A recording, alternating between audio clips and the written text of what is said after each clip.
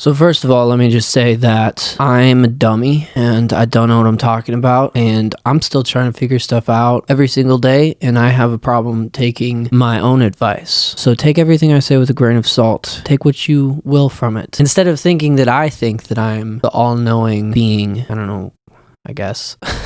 Whatever that means. But something I have been thinking about recently is the way in which I think about myself and the way in which I speak about myself and my problems. You know, I used to be heavily against speaking things into existence and that sort of thing. I just thought it's just stupid concept. And I think that like in some senses it definitely is. But recently I feel like I've discovered that there is some power in the things that you speak. And I've known this a lot of my life, but I don't think I've ever known it more than I know it now. As to be completely frank, I've gone through a bit of a dark phase in my, emotional health, blah, blah, blah, blah, all that stuff. And I still am not, but I'm aiming to speak better about myself. I wasn't speaking very well of myself before, as of the last few months. There's two sides to this sword, and I think it's definitely you got to take each side as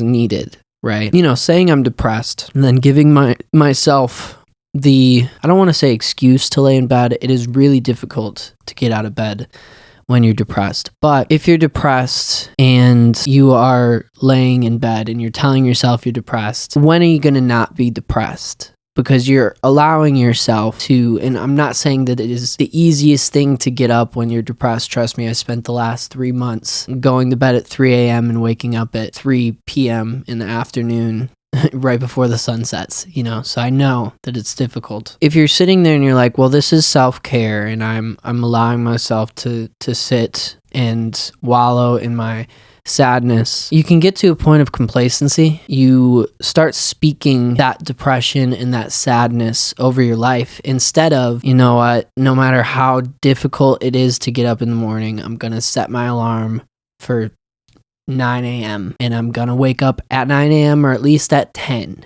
or at least at 11 or something like that. And I'm going to roll out of bed no matter how difficult it is, and I'm going to eat breakfast and brush my teeth and clean my room and get some work done. It doesn't necessarily get easier, It might after a few months or, a few years or whatever. I'm not gonna say that it wasn't really difficult to force myself to get out of bed this morning, but it's more of the mindset of it. It's like, look, I'm trying my best and I'm going to continue trying my best. And I know that, and I'll say this again, which I said in like 2 videos ago, I know that it's probably not gonna get better. There is real power to depression, but with all of your being, and this is literally advice to myself, with all of your being, you need to not allow that to overpower you. For a few days, it's okay, but then when it lasts,